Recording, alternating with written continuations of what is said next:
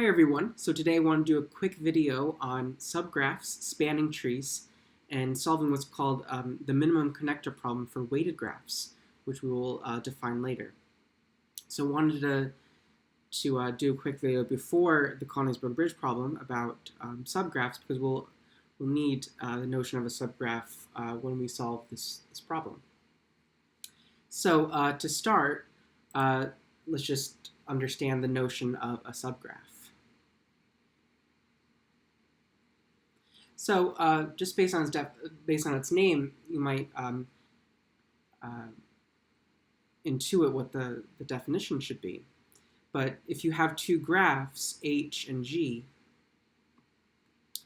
then we say that H is a subgraph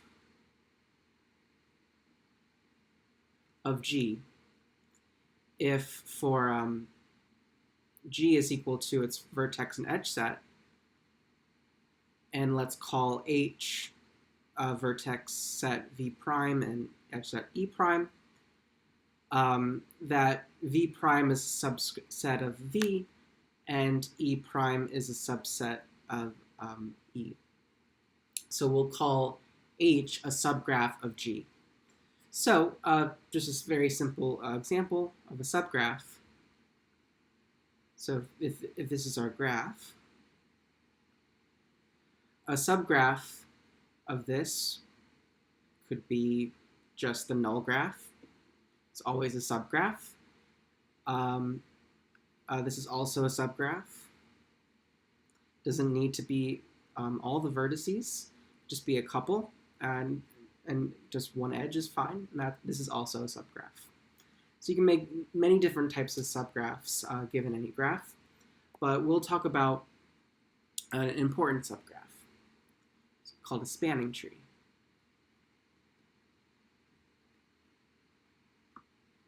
Okay, so a spanning tree is a special type of subgraph.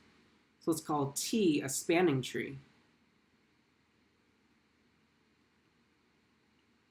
of a graph G if, let's call the spanning tree edge set V prime E prime, that T is connected and a tree, and the vertex set are the same. So just to intuit this, it's a subgraph of the spanning tree is a subgraph of a graph that is itself a tree and contains all vertices.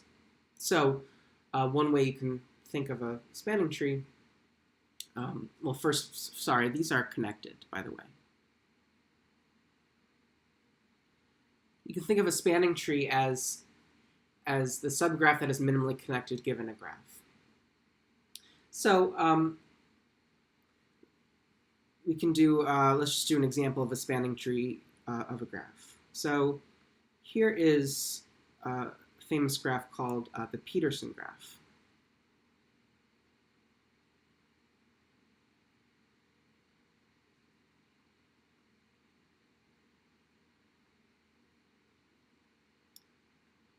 Okay, so this is called the Peterson graph. So just very easily, a spanning tree of this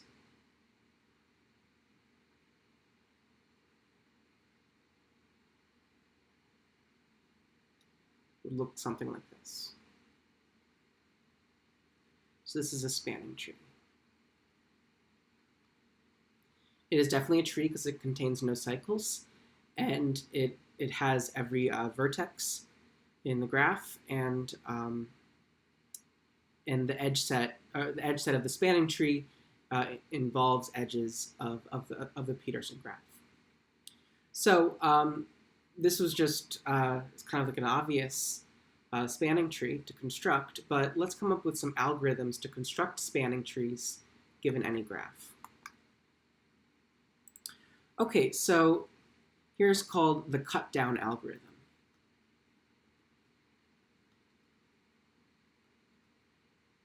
For constructing a spanning tree.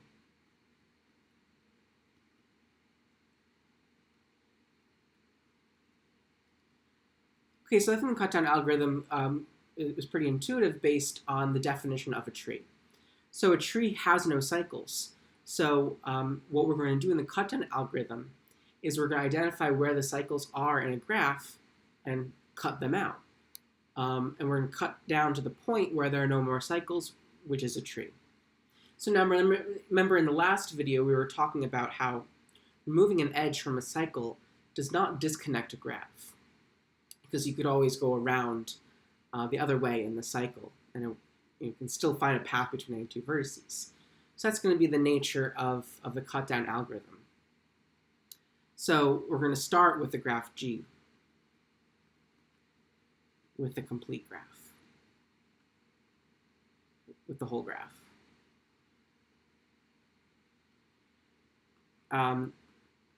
If G is a tree, stop.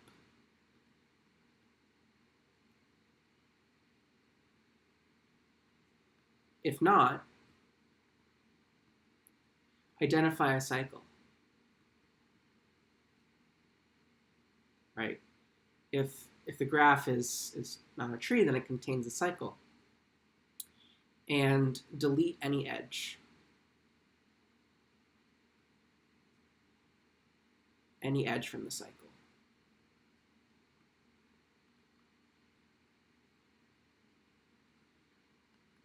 And then let this new graph, G minus E,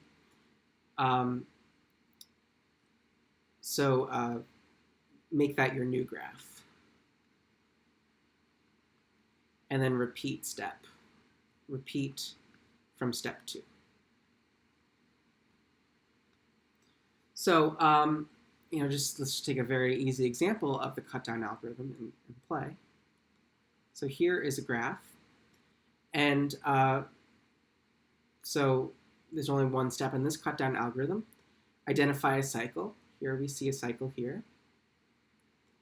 And we delete any edge from the cycle. So let's delete this one. So let's identify the graph that is left over after deleting the cycle. And we see that it is a tree. So therefore, this is a spanning tree.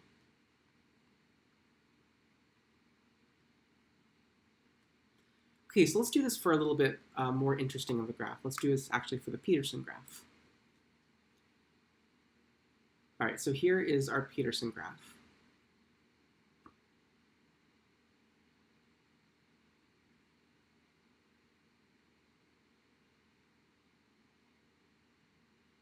So what we're going to do is identify all the cycles and remove edges until we get a tree.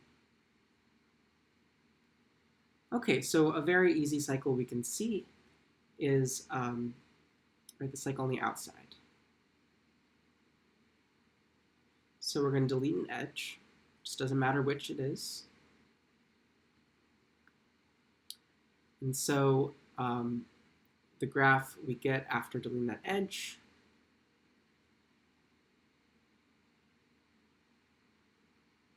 looks something like this.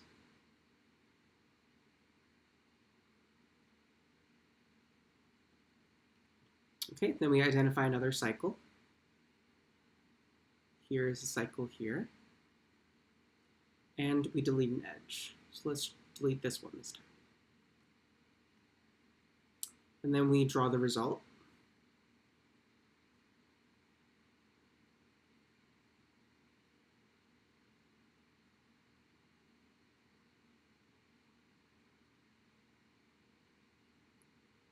Here.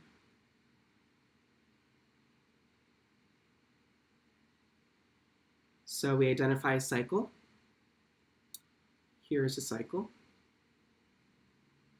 And we delete an edge. So let's delete this one this time. And let's draw the result.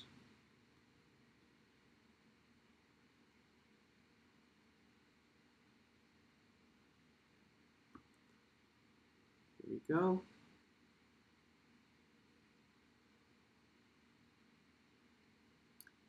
Here, and then we deleted that edge. And here. Okay, so we defined a cycle. Here is a cycle. And we delete an edge. Let's delete this one. Let's draw the graph.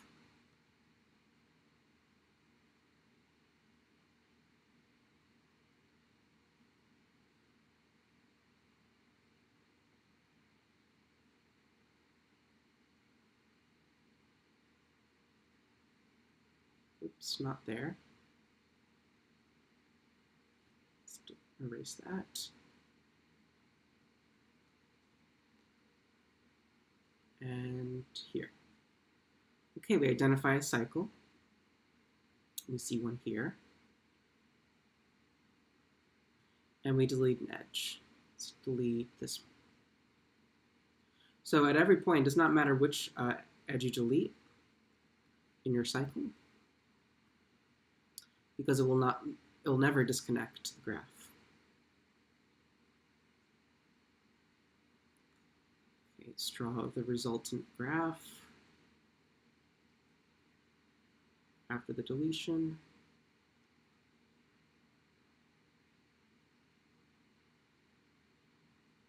All right, and then let's draw, identify a cycle. We see one here. And we delete an edge. Let's delete this one.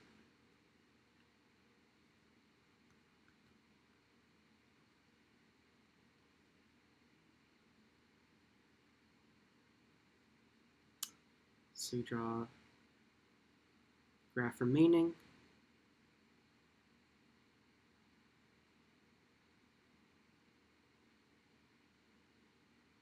Okay, so you might see that there are no more cycles, but how could you identify that there are no cycles in general, right? It might be a pretty hard task if it's a very large graph. So if we remember from last time that we know that if our vertex set is n and our edge set is n minus 1, and it's connected, then it's a tree. So one thing you could do in this scenario is that, let's say you cannot see if there are no more cycles or not. Just count the number of edges. So this is 1, 2, 3, 4, 5, 6, 7, 8, 9. And there are 10 vertices, so that means this is a tree because it has 9 edges. So this, in fact, is a tree, and it is a spanning tree because it is a tree that contains all the vertices of the original Peterson graph. So this is another spanning tree. So earlier on, we constructed a spanning tree of the Peterson graph, and this is another spanning tree. This is not isomorphic to the spanning tree we showed originally. So very obviously then, not all spanning trees need to be isomorphic. Spanning trees are not unique for a graph. Okay, so that was an example of using the cut-down algorithm. So let's talk about another type of algorithm, which is also intuitive, called the build-up algorithm.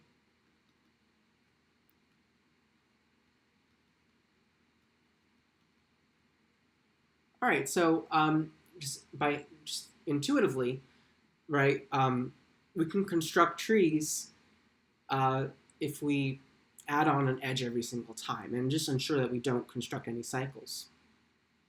That's exactly what we're going to do here. The build-up algorithm is we're going to start with the null graph. Start with the null graph.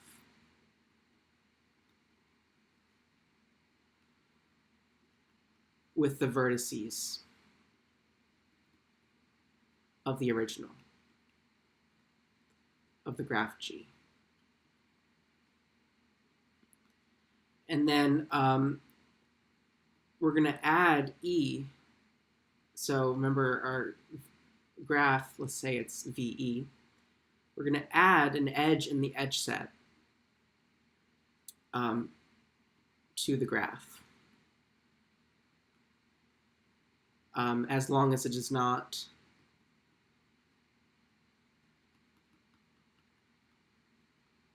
does not create a cycle.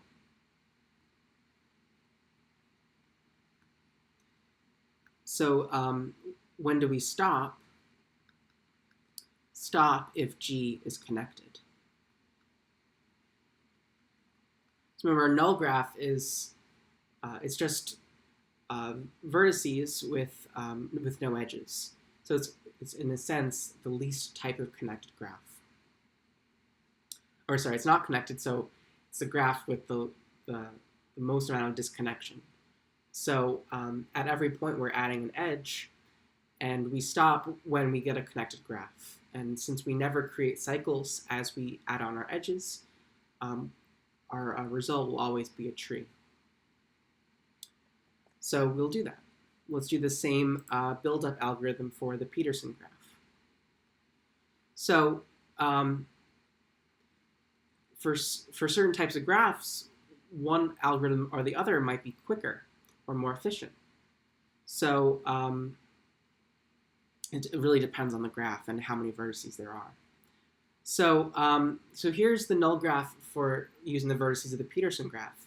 And at every point, so now we're going to add edges and at every point until we get a tree. So let's just start adding some edges. Here's an edge. Here's an edge from in our Peterson graph. So as long as we don't create a tree, as long as we don't create a cycle, any edge is valid to add. And there is a tree. Oh, sorry, but it is not connected yet, so we need to still add more edges. So here we can add this one.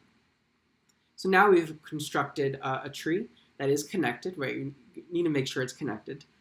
And again, we can verify that this is a tree based on the number of edges. 1, 2, 3, 4, 5, 6, 7, 8, and 9. So counting the number of edges kind of leads into an interesting property of the build-up algorithm. So, so if the vertex set is equal to n, the build-up algorithm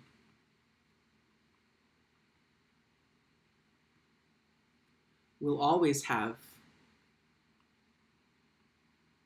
n minus 1 iterations. Right, remember, since if the edge set is equal to n minus 1, it is a tree. So imagine this could be kind of a drawback of the build-up algorithm. For, remember, in practice, your graphs will probably be very, very huge. So if you had like 1,001 vertices, how many iterations would the build-up algorithm take for constructing a spanning tree? Well, it would take 1,000 iterations. So there might be a nice breaking point between which algorithm is more efficient than the other. And that's a good little exercise to figure out. And it will probably depend on the edge set. We have a bound, right, between connected graphs that are simple connected graphs that we talked about last time. So, right, between a tree, which, of course, the cut-down algorithm would be most efficient for a tree because you have nothing to do. And then the other side of the spectrum with the complete graph, which maybe the build-up algorithm could be more efficient than the cut-down for a complete graph. But again, it depends, and you might have to kind of go through yourself and kind of see what's a nice breaking point. So yeah, that's all about spanning trees. So why are spanning trees interesting? Well, we'll talk about one application of a spanning tree, but first let's talk about a new definition or new type of graph. So this we'll define. We'll define what's called a weighted graph.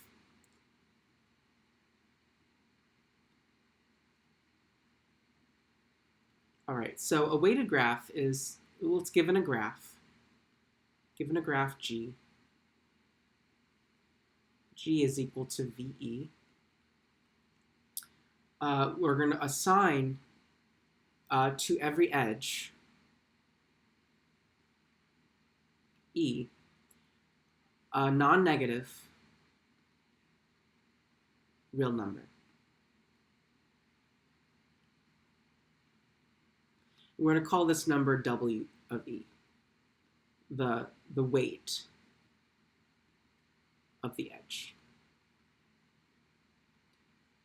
So, think about all the applications this could be. If your graph, this could be on a map, right? You could have different towns, and an edge between towns could represent some path or a road between the towns, and the weight could be how far the towns are away in miles, for example.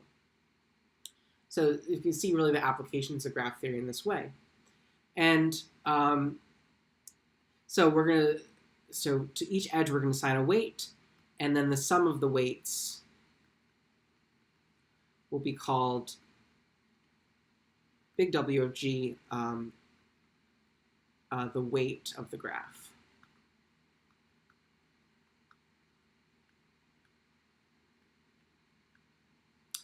All right, so where do spanning trees come into play?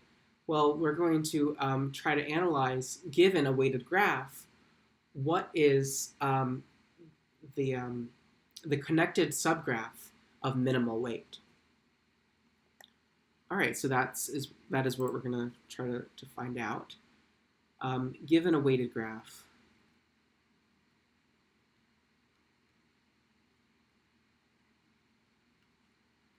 find minimally weighted connected subgraph.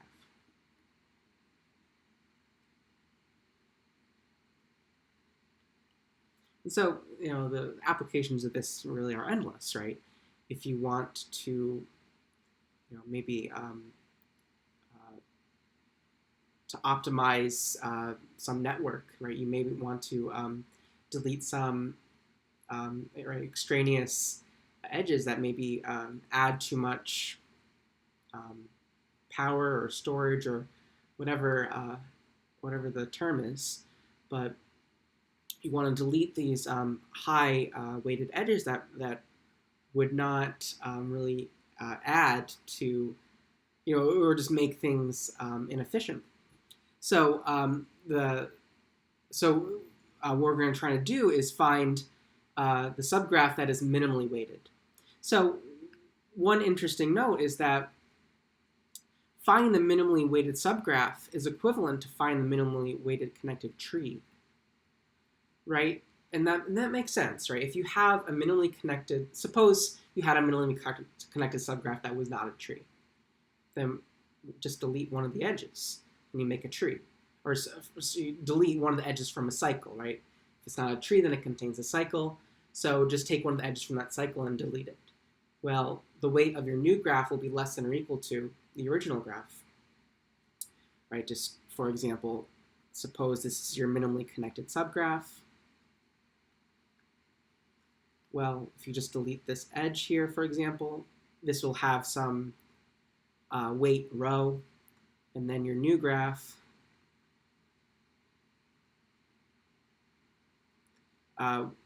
the weight will be less than or equal to, right? This is a non-negative real number, so it could be 0, which in case it would be equal, but in every other case, the new graph will be weight smaller. So finding the minimally connected subgraph is equivalent to finding the minimally connected tree. All right, so what we're going to do is come up with an algorithm for constructing the minimally connected subgraph or tree, and this will be called the greedy algorithm.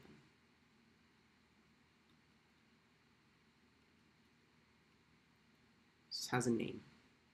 And this will be very reminiscent of the build-up algorithm that we talked about before for spanning trees. And that's really what it is. So we're going to start with the null graph.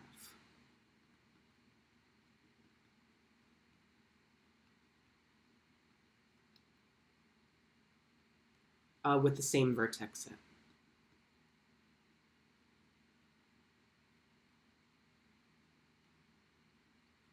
And then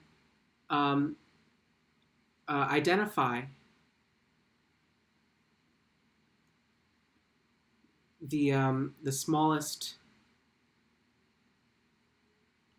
weighted edge.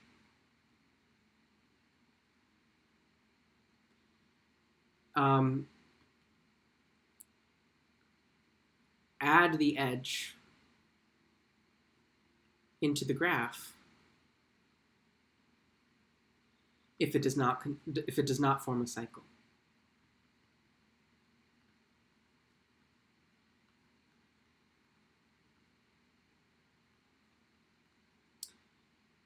Stop when you get a tree. Stop if the graph is connected.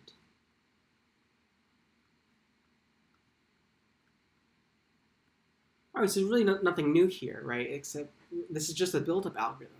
But we're gonna choose the edges to add in. We're not gonna just choose any edge and just make sure it doesn't form a cycle. But we're gonna choose the smallest edge at every time and construct our tree that way.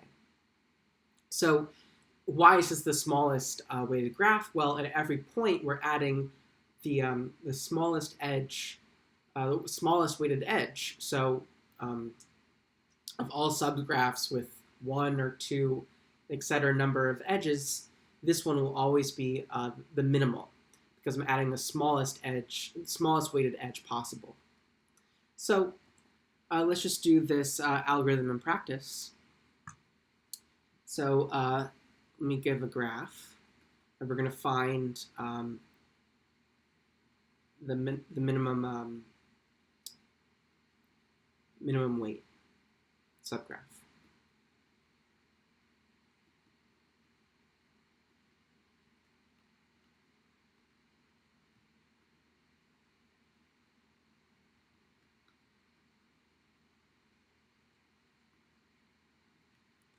All right, so here's our graph, and we're going to give weights to these.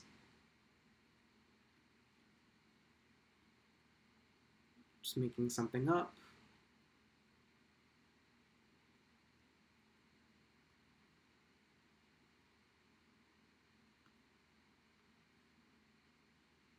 All right, suppose this is our weighted graph. And we're going to,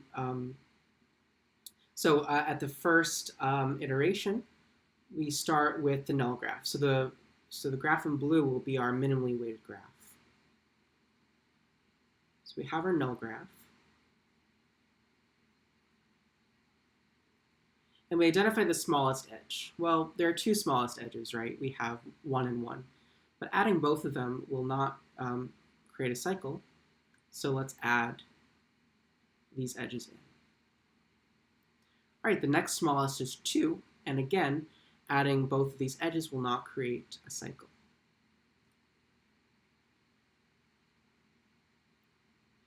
Next is 3. Adding both of those will not create a cycle. There's three of them. These will not form a cycle.